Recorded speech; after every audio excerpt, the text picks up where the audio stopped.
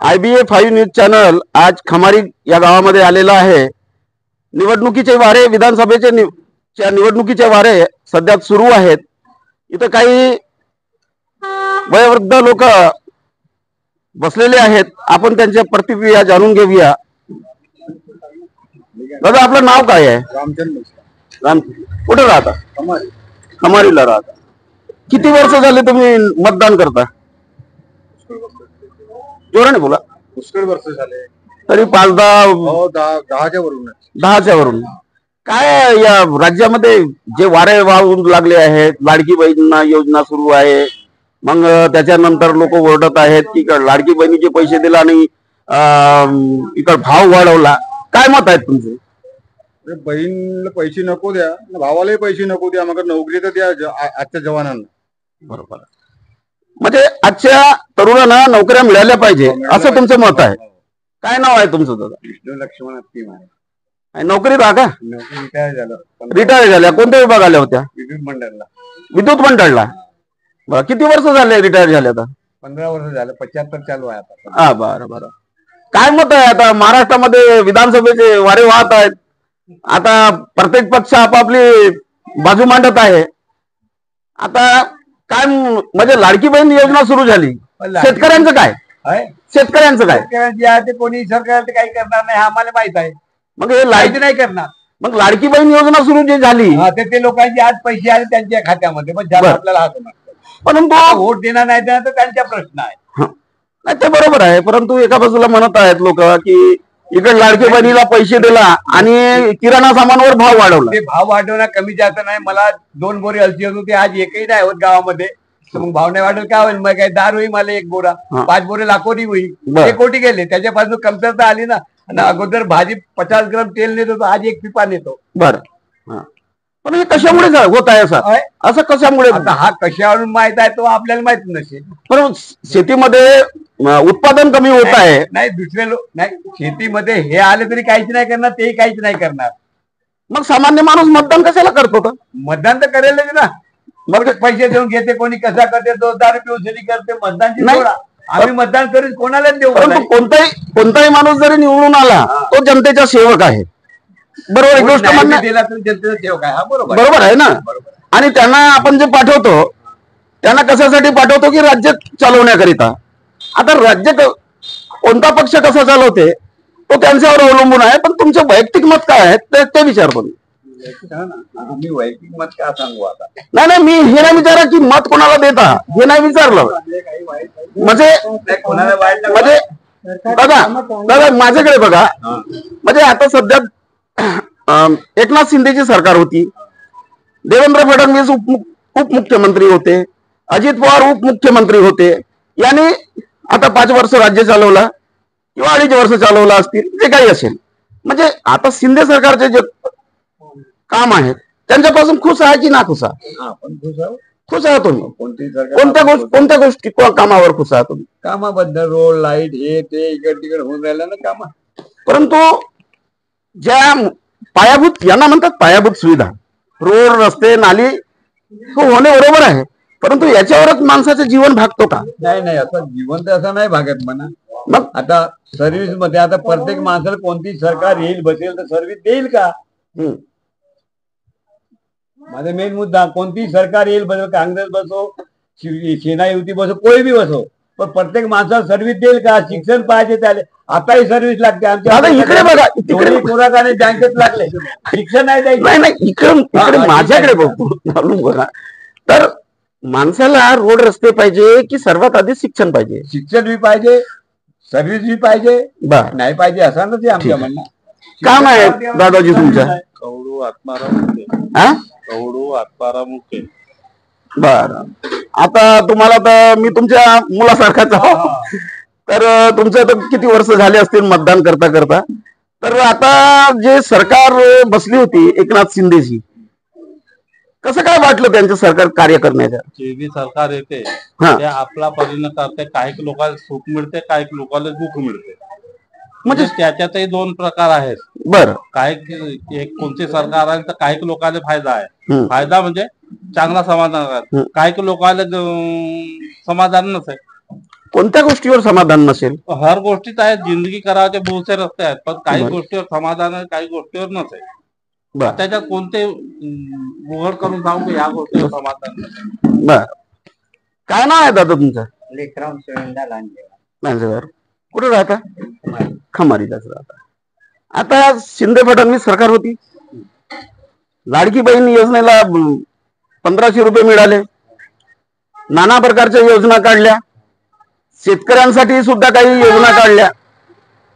तर त्यांच्यापासून तुम्ही खुश आहात की कसं काय आहे? म्हणजे बरोबर कार्य केलं का त्या लोकांनी? सर्व आपापल्या परीने बरोबर कार्य करतात, परंतु ह्या जिल्ह्यामध्ये उद्योग नाही आहेत. बरोबर. जसं सुशिक्षित मुलगा आहे, सर्वाला काही सरकारी नोकरीच नाही लागणार, त्याच्यासाठी काही उद्योग पाहिजे. बरोबर बरोबर आहे. म्हणजे त्यांना काम पाहिजे. कास्तकारी म्हणजे या खमारी गाव या तुमच्या त्या जिल्ह्यामध्ये 1 एकर 10 एकर अशी आहे. शेतीच्या बरोबर भरोश्यावर तर कुणी पोट भरूच नाही शकत. बरोबर बरोबर. बोला साहेब, काय नाव आहे तुमचं? माझे नाव नंदलाल माधवी मेश्राम. बरं बरं. तुम्ही नोकरीत होते का? कोणत्या डिपार्टमेंटला होते? कोणत्या? शिक्षक होत्या. बरे वा वा वा वा, धन्यवाद धन्यवाद. तर रिटायर झाल्या? किती वर्ष झाले रिटायर झाले? 22 वर्षाचा काळ लोटला. बापरे बापरे. आता शिक्षणाचा तर भरपूर अनुभव असेल. तुम्ही माध्यमिक शाळेत होते की? माध्यमिक प्राथमिक दोन्ही शाळेला होत्या.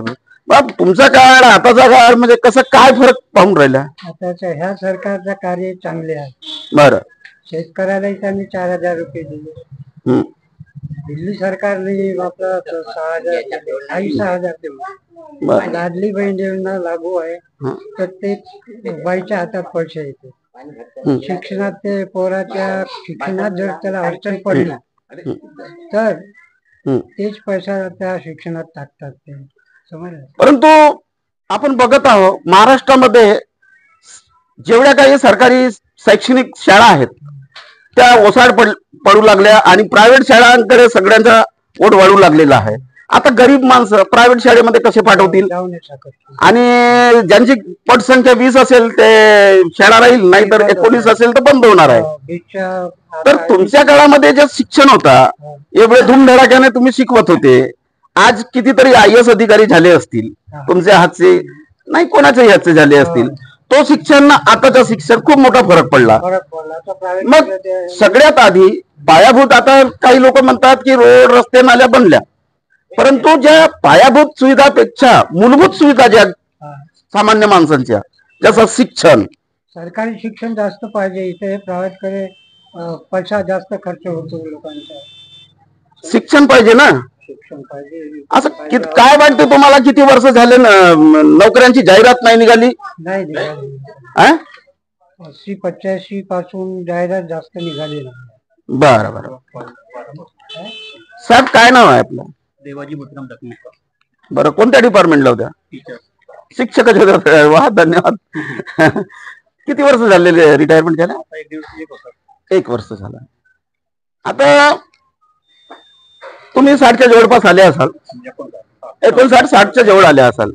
आता तुम्ही कितीतरी विद्यार्थ्यांना शिकवताना तुम्हाला काय अनुभव आला? आताचा काय अनुभव पाहून राहिला? आता कसं आहे, शिक्षण क्षेत्रामध्ये बोलला तर कसं, शिक्षण क्षेत्रामध्ये अनेक प्रकारचे कार्यक्रम आलेले आहेत.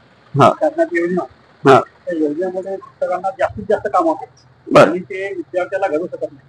आणि तो काम कमी झाला आणि विद्यार्थ्याला शिक्षकाला फक्त शिक्षण दिला, शिक्षणाचे कार्य दिला तर ते शिक्षक शिकवू शकेल.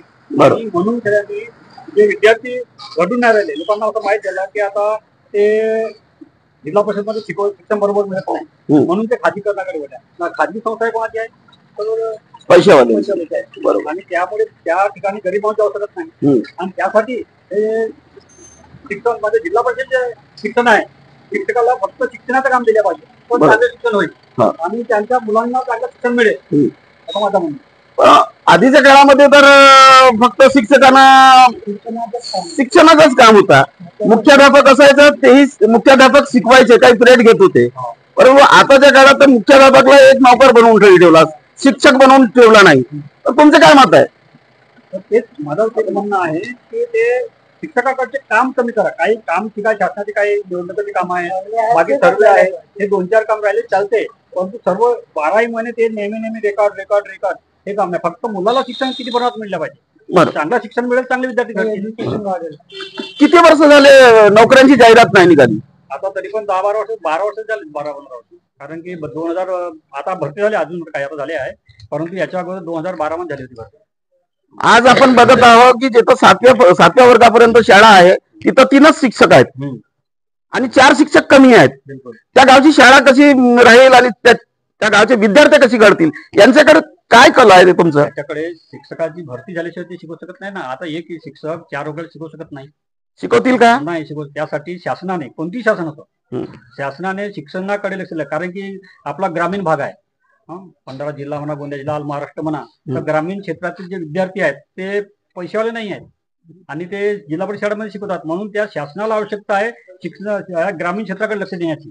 परंतु आतापर्यंत असं काही घडलं नाही, फक्त नॉमिनल घडते, दुसरं काही घडलं नाही. मग समजा 20 ज्या गावी शाळा आहे, 20ची पटसंख्या असली तर ठीक आहे, 20 नसले तर ती शाळा बंद होणार आहे. मग 19 विद्यार्थ्यांनी कुठे जावं? ते प्रायव्हेट शाळेमध्ये जाऊ शकत नाही. मग ते काही विद्यार्थी घरी खालीच बसून राहतील का? शाळा बंदच नाही केल्या पाहिजे, कारण की ते विद्यार्थी लांबचे असतील ते येऊ शकत नाही ना.